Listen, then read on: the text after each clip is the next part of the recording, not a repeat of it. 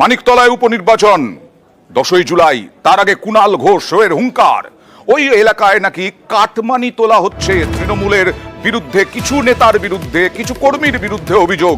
আর কুণাল ঘোষ আজকে সরব হলেন এবং হুঁশিয়ারি দিলেন। পাল্টা 14 নম্বর ওয়ার্ডের কাউন্সিলর অরূপ চক্রবর্তী কি বলছেন দেখুন। ছোটখাটো কমপ্লেন আছে, ওটা ভোলাটা দেখে নেবে। যেখানে ঠাকুর করা হয় সেখান থেকে একটা অভিযোগ এসছে, আমাদের সঙ্গে থাকা দু একজন তাদের কাছে কোনো অন্যায় আবদার টাবদার করছে। কোনো অবস্থায় দরকার হলে তুমি গিয়ে তাদের সঙ্গে ভোলাটা কথা বলে নাও। কারোর মনে যেন এতটুকু ক্ষোভ না থাকে যেটা এসে এই বাই ইলেকশনে আমি রাগের চোটে ভোট দিতে গেলাম না বা আমি অন্য কোনো জায়গায় রাগ দেখিয়ে ফেললাম, সেটা করা যাবে না। কোনো অবস্থায় সেটা করা যাবে। আমি বুঝতে পারছি তাদের কাছে খবর চলে যাবে, নয় ছিটে হয়ে যাবে, আর নইলে কিন্তু আইনের ব্যবস্থার মধ্যে পড়বে। সোজা কথা বলে রেখে দেবে। কুণালদা আমাদের হাইকমান্ড, ওনার কারণে যখন গেছে জিনিসটা সত্যি, এবং যারা করেছে আমি সঙ্গে সঙ্গে তাদেরকে ডেকেছি। আমি বলেছি শুধরে যাও, যে তোমার মদত দিচ্ছে সে পরে থাকবে না। আমরা কিন্তু কড়া স্টেপ নেব, এরপরে হাজতে থাকতে হবে। এটা কারা করছিল? ওই কয়েকটা পাড়ার ছেলেমেলেরা করছে অলরেডি। কুণালদা যেরকম হুমকি দিয়ে দিয়েছে, আমরাও দিয়ে দিয়েছি, আমরা পুলিশকেও বলে দিয়েছি এবার করলে তুলে নিয়ে। আপনি তো কাউন্সিলর, আপনার কাছে খবরটা ছিল না আগে? আমার কাছে ছিল না, থাকলে তো আগেই স্টেপ নিতাম।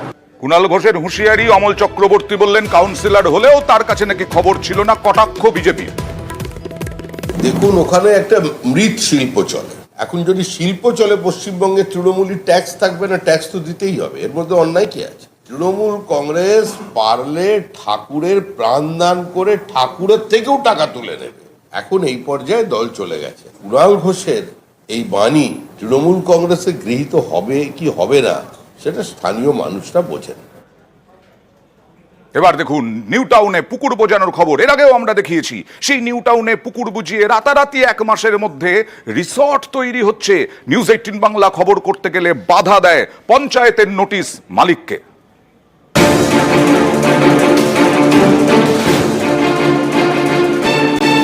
এই দেখুন তৈরি হচ্ছে রিসর্ট। দেখে কে বলবে কয়েক মাস আগেও এখানেই ছিল একটা বিশাল পুকুর। সেই পুকুরেই অনেকটা বুঝিয়ে তৈরি হচ্ছে ঝকঝকে রিসর্ট। রিসর্টের ভেতরে park, picnic spot. New town Kadampur এলাকায় পঞ্চায়েত প্রধান পাথরঘাটা গ্রাম পঞ্চায়েতের প্রধানের ঠিক বাড়ির ঢিলছোড়া দূরত্বেই এইভাবেই জলাশয় ভরাট করে পার্ক এবং পিকনিক স্পটের কিন্তু কাজ চালানো হচ্ছে। নিউ টাউনের পাথরঘাটা পঞ্চায়েতের কদমপুকুর, এখানেই একটা বড় সরিকি পুকুর ছিল। অভিযোগ, দিনের পর দিন ধরে মাটি ফেলে পুকুরে অনেকটাই বুঝিয়ে ফেলা হয়েছে। সেই অংশে চলছে রিসর্ট তৈরির কাজ। জলাশয় যে ভরাট করা হয়েছে ছবি দেখলে আরো স্পষ্ট হবে যে একেবারে লক্ষ্য করা যাবে যে ডাম্পারের গাড়ি, যে গাড়িতে করে মূলত মাটি নিয়ে এসে এই যে জলাশয়, এই জলাশয় কিন্তু একেবারে ভরাট করে ফেলা হয়েছে। লরি করে মাটি আসছে, রাতি বেশি দিনই কম, মানাও করেছিলাম, গ্রাহ্য করিনি। মানে কতটা জলাশয়টা কত বড় ছিল? তা প্রায় 1 বিঘে মতো।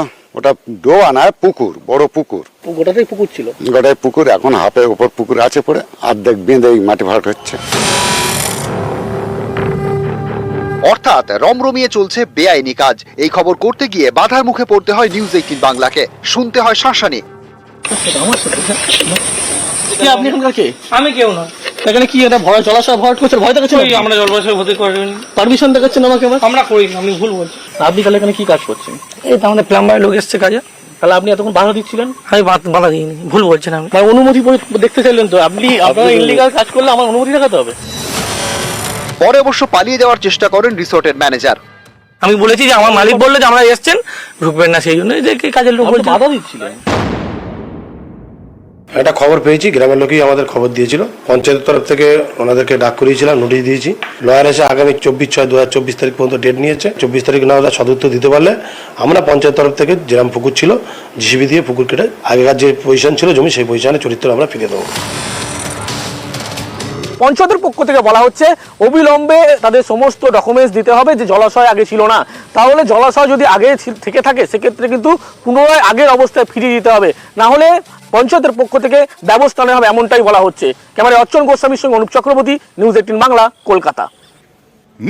নেট নিয়ে এখন দেশ তোলপাড়। দুর্নীতি ইস্যুতে।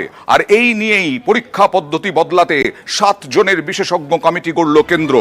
নিট এবং নেটে যে দুর্নীতি, স্থগিত পরীক্ষা, বাতিল পরীক্ষা, এই সব নিয়ে পরীক্ষা পদ্ধতি সংস্কারের সুপারিশ করবে বিশেষজ্ঞ কমিটি এবং 2 মাসের মধ্যে জমা দিতে হবে কমিটির রিপোর্ট। পরীক্ষা পদ্ধতি ঢেলে সাজাতে 7 জনের বিশেষজ্ঞ কমিটি। কেলেঙ্কারিতে কেন্দ্রের 0 টলারেন্স বলে দাবি শ্রমিকের। বিজেপি আমলে দুর্নীতি নিয়ে পাল্টা সরব কুণাল ঘোষ।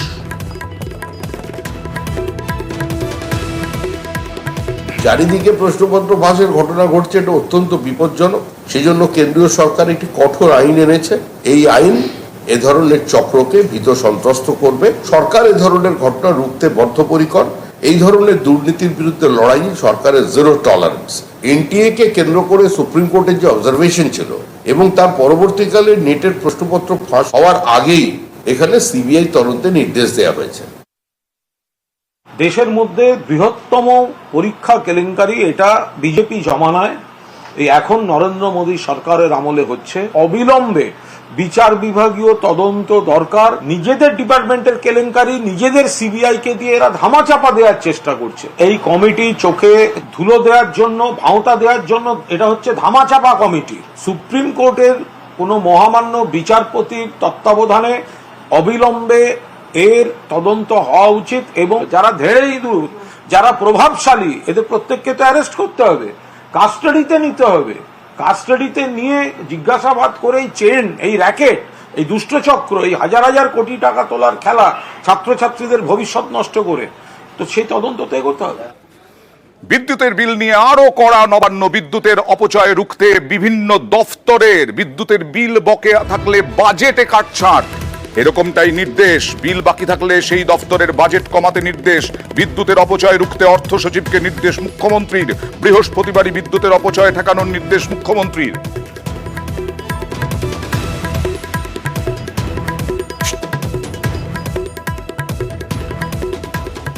আর কয়েকদিন আগেই মাফ করবেন, কাঞ্চনজঙ্ঘা এক্সপ্রেস ভয়ঙ্কর দুর্ঘটনা হয়। আর এখন সিঁদুরে মেঘ দেখেন সাধারণ মানুষ। আজকে মালগাড়িতে ধোঁয়া দেখা দিল।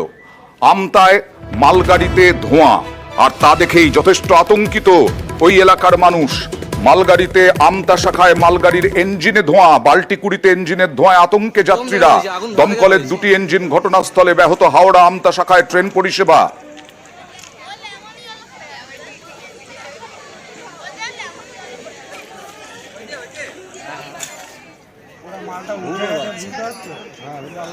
অবাক করা খবর, ভয়ঙ্কর খবর।